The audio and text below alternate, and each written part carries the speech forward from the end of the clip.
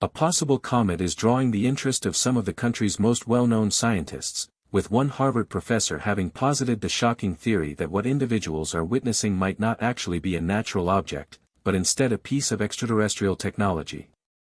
For decades, astronomers have observed the enigmatic movement of objects careening through the void, some too strange to neatly categorize as part of the patterns of cosmic flotsam.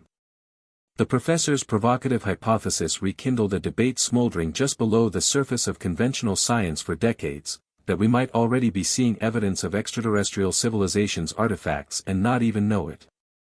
I think in this century, the professor remarked with quiet conviction, we'll probably pick up signals from an extraterrestrial civilization. It was a prediction not meant as hyperbole, but as a sober acknowledgement of the trajectory of technology and the increasing strangeness of phenomena being recorded.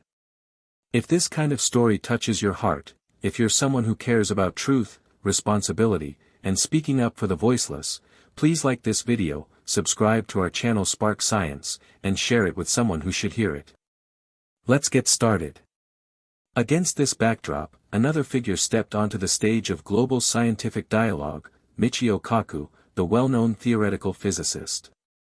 When Kaku emerged to talk about something called the Three-Eye Atlas, the air was thick with expectation.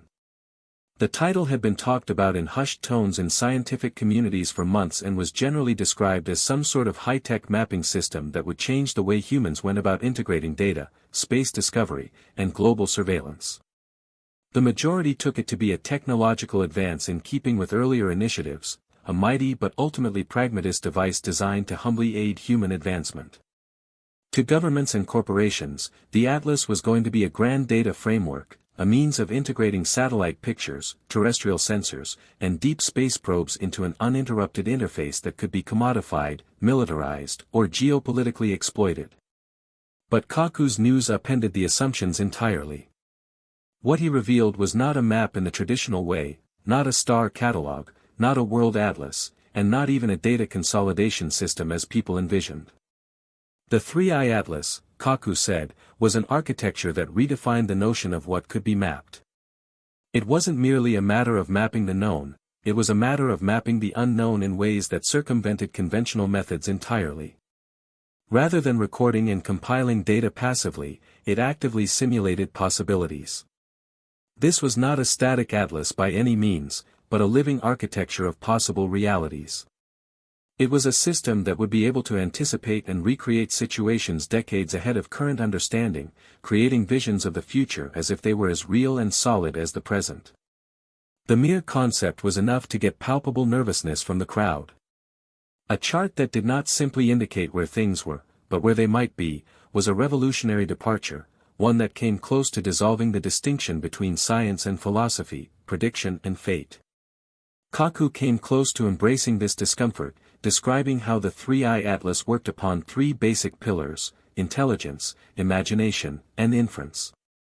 Intelligence credited itself with its power to digest text-like amounts of raw information from text-like distances of the globe and universe, synthesizing streams of data at scales no human or traditional system could cope with. Imagination credited it with power to build hypotheses analogous to humans making intuitive leaps in response to incomplete data. And inference was the ultimate step, checking out the validity of these hypotheses being so against the physical and mathematical laws of the cosmos. It was not a descriptive model of the realities that existed but a generative system of evolving possibilities, self-correcting, adaptive, and expanding. The implications were mind-boggling. Conventional atlases, databases, and forecasting models were descriptive, recording what was at a specific point in time. The Three-Eye Atlas, on the other hand, was generative. It didn't just extrapolate into blanket trends but produced dynamic, engaging simulations of potential futures. Forecasts of ecological disaster or technological revolution were no longer abstractions, reduced to charts and graphs. Now, policymakers and researchers could enter fully realized simulations of these futures, into which they could delve as if they had already occurred. This was no science fiction, Kaku maintained, but the inevitable result of amplified computational capacity, artificial intelligence, and quantum-level simulation. Where other people perceived only data points, the Atlas beheld complete futures. This inevitably obfuscated the essence of science and philosophy. If human beings were able to tour a geological range of potential futures as if they were terrain maps, the issue of choice became paramount. Which course would be taken? Who would choose?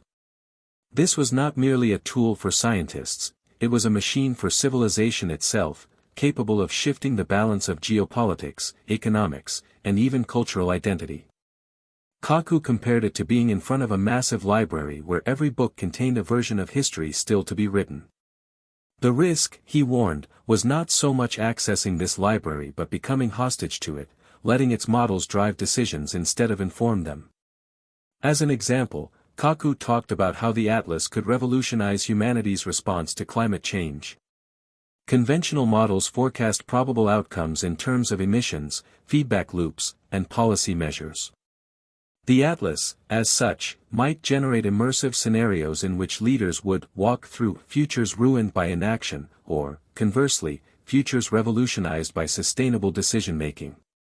This gut-level immersion would be more powerful than any tool of persuasion yet conceived, able to mold world policy by making intangible threats tangible and inescapable. But the danger, Kaku stressed, lay in overconfidence. If policymakers responded to simulations as to certainties, they may overlook the unpredictable flash of human creativity or the chaotic constants of life.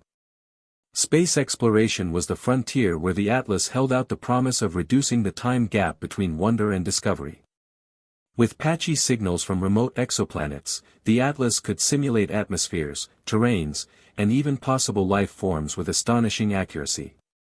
Rather than wait centuries for probes to arrive in faraway systems, adventurers could step into otherworldly realms virtually today, planning missions with eerie precision. The Atlas became a preemptive expedition in effect. Yet once more, Kaku cautioned about the risk of confusing simulated worlds with actuality. Predictive immersion might cause a risky overconfidence, which would make human beings discount the surprises that actual exploration will always have in store. Most disquieting was the fact that the Atlas had, unbeknownst to anyone, already been tested. Kaku explained how it had run global economic changes as simulations, forecast ripple effects with all-pervasive accuracy. In a few instances, countries had even shifted strategies or policies in response to its results before members of the public had any idea why. This made the Atlas not only a theoretical device but already a political power quietly influencing the present via its imagings of the future. The fact that it existed proved that mastery of possibility itself was soon to be the ultimate resource. Kaku's tone shifted between awe and warning. He reminded his audience that each leap in human potential, from the printing press to nuclear power, had brought unforeseen results. The Atlas went beyond the limits of technology, though. By remapping what might be known and predicted, it threatened to deplete spontaneity itself. If every option were to feel pre-charted, would human beings still have the courage to play the odds?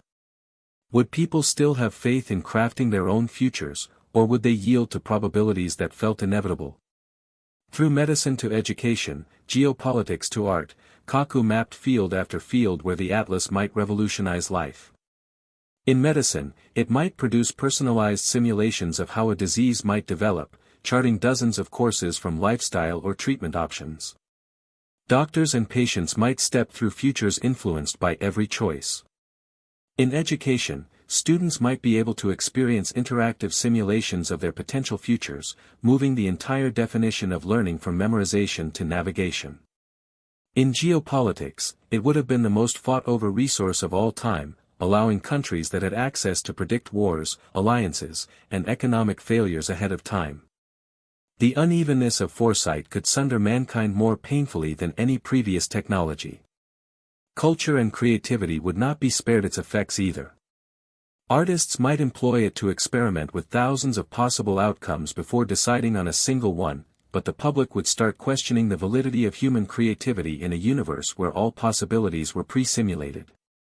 Religion and philosophy would also be disturbed, as the Atlas redefined the ancient conflict between free will and determinism, presenting instead an expanse of modeled possibility.